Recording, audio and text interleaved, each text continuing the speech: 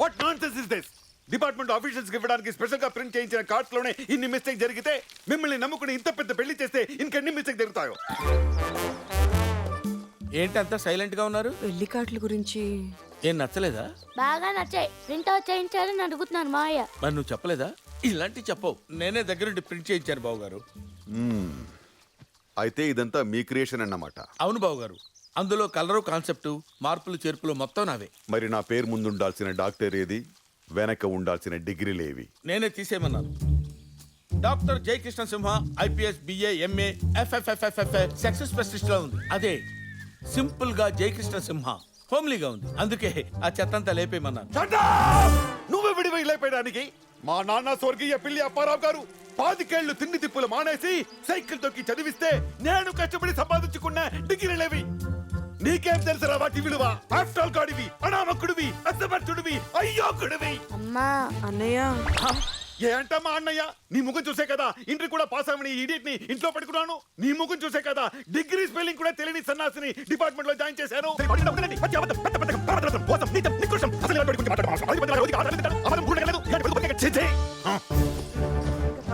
చూసావుగా, after all పెళ్లి కార్డులో డిగ్రీలు మిస్ అయితేనే వరల్డ్ వార్ వచ్చినంత వైల్డ్ గా రియాక్ట్ అయ్యాడు. నువ్వు ఏకంగా పెళ్లి కొడుకునే మార్చేస్తానంటున్నావు. జరిగే పనేనా? తప్పకుండా జరుగుతుంది బాబాయ్. రామారావు మీద నాకు నమ్మకం ఉంది. I'm Gautam, Pinaki gold company కొత్తగా వచ్చిన కల్చరల్ హెడ్. మా company annual day celebrations line గా 3 ఏళ్ల నుంచి లారీ రిసార్ట్స్ జరుగుతున్నాయి. ఫర్ ఎ చేంజ్ ఈసారి ప్రగతి రిసార్ట్స్ లో పెడదామని మా ఎంప్లాయీస్ అంతా ఫిక్స్ అయ్యాం. అరే ఫర్ చేంజ్ మేము అదే ఫిక్స్ అయ్యాం. ఫిక్స్ అయ్యే ముందు మా ఫీలింగ్స్ పట్టించుకోరా? మా ఎంప్లాయీస్ మనోభావాలకు వాల్యూ ఇవ్వరా? ప్రగతిలోనే పెట్టాలి. అరే ఇదే మన అందరూ అక్కడే బుక్ చేసినా చెప్తున్నాం కదా. బుక్ చేస్తే క్యాన్సిల్ చేయండి. ఏ మీ కమిషన్ పోతారు భయమా? బిజినెస్ దెబ్బతిని బ్రెయిన్ ఏమైనా దొబ్బిందా? ఓకే తర్వాత కూడా ఓవర్ యాక్షన్ చేస్తామంటే ఇది పద్ధతిగా ఉంది. ఇదేదో ముందే ఒప్పేసుకుంటే నాకు ఈ స్ట్రెయిన్ ఉండేది కాదు కదా.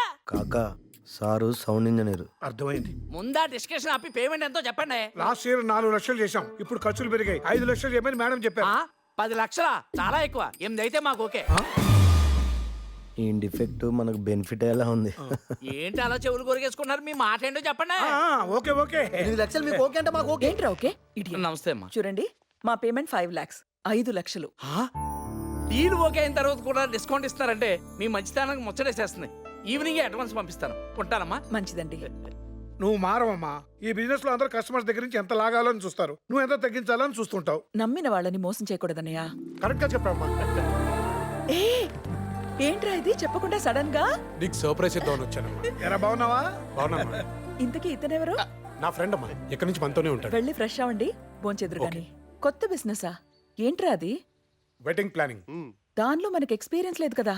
అమ్మా ఇప్పుడు నువ్వు చేసే ఈవెంట్ మేనేజ్మెంట్ అంటే ఏంటి? ఏముంది, అకేషన్ కు తగ్గట్టు డెకరేషన్లు, టేస్ట్ కు తగ్గట్టు డిన్నర్లు, కాలక్షేపానికి కల్చరల్ ప్రోగ్రాంలు. ఇవన్నీ కలిపి ఒకే ఈవెంట్ గా చేస్తే అదే వెడ్డింగ్. పైగా పెళ్లికి బిచ్చం పెట్టారు కానీ పెళ్లి కోట్లు పెడతారంటే. అది సరే, కానీ మనల్ని నమ్మి మ్యారేజ్ కాంట్రాక్ట్ ఎవరిస్తారు? నమ్మిస్తే ఇస్తారు. కమిషనర్ సాబ్, మీ ఇంట్లో ప్రతి ఫంక్షన్ కి మా దగ్గరే జ్యువెలరీ పర్చేస్ చేస్తారు.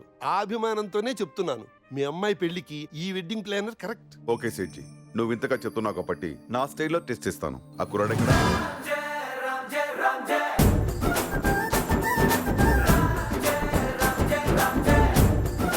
అదిగో వచ్చాడు. నమస్తే సెటు. కూర్చో. ఏం రమ్మన్నావు? నేను చెప్తాను. నా పేరు సుబ్రహ్మణ్యం, కమిషనర్ ఆఫీస్ లో సెక్షన్ ఆఫీసర్. అచ్చా. కమిషనర్ గారి అమ్మాయి పెళ్లి చాలా పెద్ద లెవెల్లో ప్లాన్ చేశారు. ఆ బాధ్యతలన్నీ నా మీద పెట్టారు. Budget no limit. సేట్ నీ గురించి చెప్పాడు. మన ఇద్దరం ఒక అండర్స్టాండింగ్ వస్తే నీకు బెనిఫిట్, నాకు బెనిఫిట్. గదెట్లా? పెళ్లి మండపం 10 లక్షలు అనుకో, 20 లక్షలు అంటాం. ప్రాఫిట్లో నీకు 50, నాకు 50. భోజనాల ప్లేటుకు 1000 అనుకో, 2000 అని చెప్తాం. నీకు 50, నాకు 50. పూల డెకరేషన్ 5 లక్షలు అనుకో, 10 లక్షలు అంటాం. నీకు 50, నాకు 50. సంగీత్లో ముమైత్ ఖాన్ డాన్స్ ప్రోగ్రాం పెడతాం. 10 ఇస్తాం, 10 అని చెప్తాం. నీకు 50, నాకు 50. ఏమంటావు? చెప్పు తీసుకొని కొడతాను. లేవురా పైకి. కమిషనర్ దగ్గర కమిషన్ కొడతాం చూస్తావు ఏ క్రిమినల్ ఫెలో. రైట్, అసలు పెళ్ళంటే ఏందో తెలుసారా నీకు? సంబరం మొత్తం సీడీలో కాదు గుండెల్లో ఉండాలి. మండపం అంటే దేవుని మందిరం లెక్క. పెళ్లిలో మంచి ఫుడ్ ఎందుకు పెడతారో ఎరికైనారా నీకు?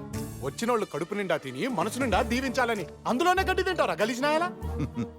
తిడుతుంటే నవ్వుతాడంటారా తింగరనాయాలా? అవుబే, సంగీతంలో ముమైత్ ఖాన్ డాన్స్ పెడతావు. అది పెళ్ళి అనుకున్నావా, రికార్డింగ్ డాన్స్ అనుకున్నావా? ఓ చెటు, నువ్వు కమిషనర్ గారికి ఫోన్ కొట్టి కమిషనర్ గారి సంగతి తెలుద్దాం. అక్కర్లేదయ్యా, ఆయనే కమిషనర్. ఈ ఈయన కమిషనర్ సార్. సారీ సార్ తప్పైపోయింది సార్. తప్పేమీ లేదయ్యా, అదే నీ క్యారెక్టర్ నాకు బాగా నచ్చింది.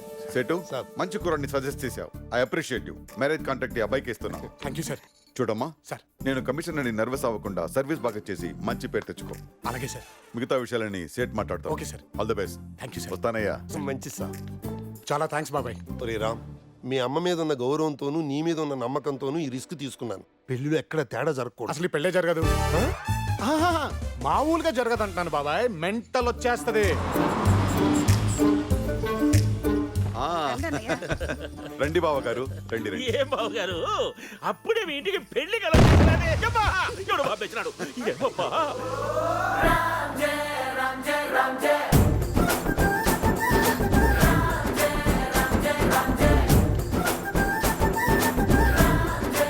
ఈ ఏర్పాట్లన్నీ చేసింది ఇతనే బావ గారు. పేరు రామారావు. Wedding plan. అసకాక ఇంకా 10 దినాలు ఉండాలి. ఏం అప్పుడే హడావుడి మొదలుపెట్టినావే? అరే కమిషనర్ ఇంట్లో పెళ్ళంటే ఏ రేంజ్ లో ఉండాలి కదా. అప్పుడేం చూసినావు కాక, ఇంకా ఎన్ని కథలు ఉన్నాయి అనుకున్నావు. అరే ఈయన పెళ్లి కొడుకు జబర్దస్త్ గుండు. అరే లోపల 6 ప్యాక్ దాచిపెట్టిండు కాక, మనకు తెలియకుండా ఇంకేమేం దాచిపెట్టిండో. అరే గుస్సగా చిచ్చా ఏదో పని చేసిన. పెళ్ళంటేనే మజాక్ అన్నట్లు. ఏమంటారు? Correct, correct. రండి బావ గారు, కూర్చుని మాట్లాడుకుందాం. ఈ సడన్ మీటింగ్ సిచ్యువేషన్ ఏంటంటే, మా గురువు గారు సద్గురు శ్రీ సంపూర్ణానంద స్వామీజీ పెళ్లి కుమారుని జాతకంలో ఒక మేజర్ డిఫెక్ట్ ని డిటెక్ట్ చేశారు. బాడీలో డిఫెక్ట్ అయితే మెడిసిన్ ఉంటాది, మరి జాతకంలో డిఫెక్ట్ కు సొల్యూషన్ జలం. జనరల్ వాటరా మినరల్ వాటరా? మూర్ఖుడా, ఇది జనరల్ మినరల్ కాదు, ఎటర్నల్. పవిత్ర నదుల నుంచి సేకరించిన పుణ్య జలంతో నిండిన ఈ పూర్ణ కలశాన్ని అమ్మాయి ఉత్తర దిశగా నిలబడి అబ్బాయి దక్షిణ హస్తంలో పెట్టాలి. ఆనాక మేము తూర్పుకు తిరిగి తోమంతా సలుగుడు పోవాలనా? కాదు, మీ ఇంట్లో ఉన్నటువంటి తులసి చెట్టుకి ఈ పవిత్ర జలంతో అభిషేకం చెయ్యాలి. మా ఇంట్లో తులసి చెట్టు సిరిబల చెట్టు యారుంటాయబ్బా? అరే ఇంట్లో లేకపోతే ఏముంది కాక, మార్కెట్ లో మస్తు దొరుకుతాయి. రాస్తాలో కొంటాం, ఇంట్లో పోస్తాం. మేం సమీ. ఎగ్జాక్ట్లీ. మరి? ఆలస్యం అవుతుంది, ఆ అమ్మాయిని పిలిపించండి. అమ్మ జానకి, శుక్లాం వరదం విష్ణుం శశివర్ణం చతుర్భుజం ప్రసన్నవదనం ధ్యాయే సర్వ విఘ్నోప. తీసుకోమ్మా, ఈ కలశాన్ని అబ్బాయి చేతిలో పెట్టు. చూడు నాయనా, నువ్వు ఇంటికి వెళ్ళేంత వరకు ఈ కలశం చెయ్యి మారకూడదు, చెయ్యి జారకూడదు. జారితే మీ అబ్బాయి జీతం అడ్రస్ లేకుండా పోతుంది. ఊరుకోవా చిన్న శాస్త్రి, ఏ? ఏదో చేదస్తావు నువ్వు చేయి చేర్చుకోవడానికి ఆయన ఉన్న చిన్నపిల్లడా? అయినా పెద్ద శాస్త్రి గారు ముహూర్తం పెట్టిన తర్వాత అన్ని సవ్యంగా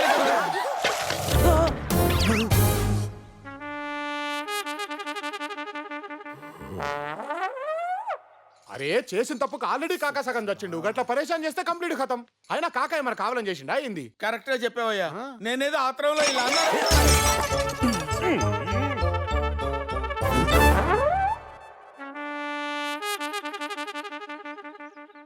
మేము ఈ పెళ్లి కస్టమర్ల దగ్గర తీసుకున్న కాంట్రాక్ట్ అనుకోవట్లేదు, మా ఇంట్లో జరుగుతున్న పండుగ అనుకుంటున్నాం. అరేంజ్మెంట్స్ అన్ని మా వాళ్ళకి వదిలేసి మీరు హ్యాపీగా ఎంజాయ్ చేయండి. చాలా థ్యాంక్స్ అమ్మా. పెళ్ళయ్యేంత వరకు మీ స్టాఫ్ అందరూ ఉండడానికి అవుట్ హౌస్ కూడా రెడీ చేసాం. అన్నట్టు మా అమ్మాయి జానకి పెళ్లి కూతురు, రామ్ వాళ్ళ అమ్మగారు. నమస్తే ఆంటీ. నమస్తే మా, లక్షణంగా ఉన్నావు. రే రామ్, ఇలాంటి అమ్మాయిని మన ఇంటికి ఎప్పుడు తీసుకొస్తావరా? అరే నీకంత నచ్చితే చెప్పమ్మా, ఈ అమ్మాయినే తోలుకోపోదాం. అరే మజాక్ చేసిన, చెప్పినా కదా మ్యారేజ్ అంటేనే మజాక్ అన్న. గేమ్ ప్లాన్ చూస్తే గెలుపు గ్యారంటీ అనిపిస్తుంది, కానీ స్టార్ట్ చేయడానికి బంతి నీ కంట్రోల్లో లేదుగా. అందరినీ గ్రౌండ్ లోకి దింపితే ఆటోమేటిక్ గా బంతి దొరుకుంటూ అలా జరిగిందిరా. నీ మీద నాకు ఆ నమ్మకం ఉంది. ఏమిట్రా నువ్వు చేస్తున్న పని? పెళ్లి కూతుర్ని అలా నువ్వేం పానిక్ అవ్వకు.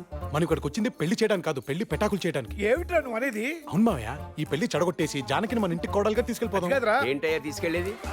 అదేనండి, తీసుకెళ్ళటం అంటే పెళ్లికి ఇక్కడి నుంచి ఏం తీసుకెళ్ళాలి, ఎలా తీసుకెళ్ళాలి అని డిస్కస్ చేస్తున్నాం. ఎరా ఊరుకుండే ఓవర్ యాక్షన్ మీరు చూడలేక వస్తున్నావు. నువ్వేంటయ్యా రామారావు, ఇండియా వస్తానని చెప్పి ఏకంగా ఇంటికి వచ్చేసావు. ఎవరినైనా మన మా అన్నయ్యేమో ఎత్తెత్తి ఎంగిలాకుని కాలేసినట్టు పెళ్లి పత్రం అంతా నీ చేతిలో పెట్టాడు. అంటే మీ సంగతి ఈయన కూడా తెలుసా? తెలుసు, ఈయన మన పార్టీయే. ఏం పార్టీ? అదే సంగీత పార్టీ. సంగీత పార్టీ గురించి డిస్కస్ చేసుకుంటున్నాం. కావాలంటే నువ్వు కూడా పార్టిసిపేట్ చేయొచ్చు. అవ్వని పెళ్లికి అంత సీన్ లేదు, కానీ ఇంతకీ ఈ పెళ్ళెలా చెడగొడుతున్నావు? అంటే ఏమి కూడా మొత్తం తెలుసు, తను మన పార్టీయే. ఓహో వెరీ గుడ్. మీరంతా ఏం చేస్తున్నారు ఇక్కడ? రండి రండి, మీకు తెలియదే ఉంది. మావాడి ప్లాన్ గురించి డిస్కస్ చేస్తున్నాం. చెప్పరా, వాళ్ళ అమ్మాయిని ఎలా తీసుకెళ్లిపోతున్నావో చెప్పు. మా అమ్మాయిని తీసుకెళ్ళిపోవడం ఏంటి?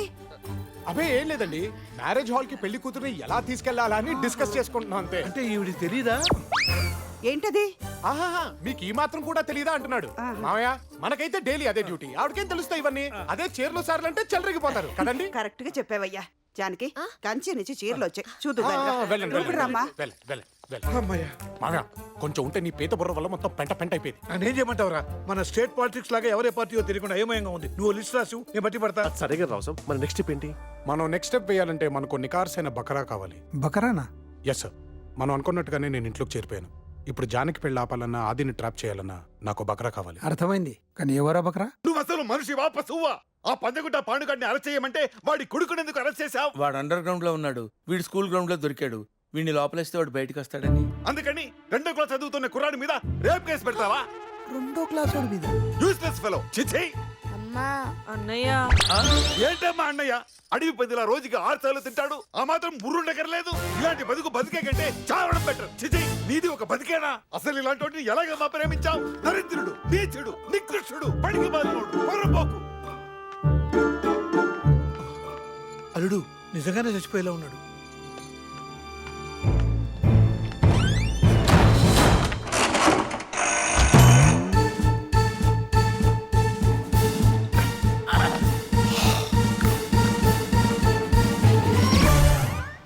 అరే తుప్పా చదవా,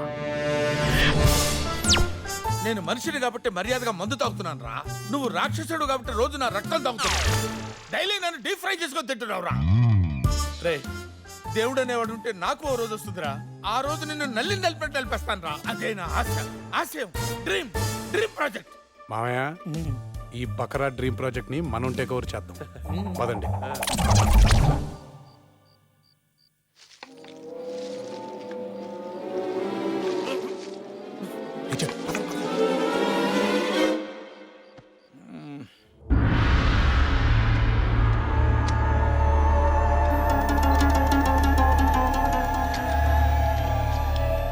ఏంది మావా ఇది?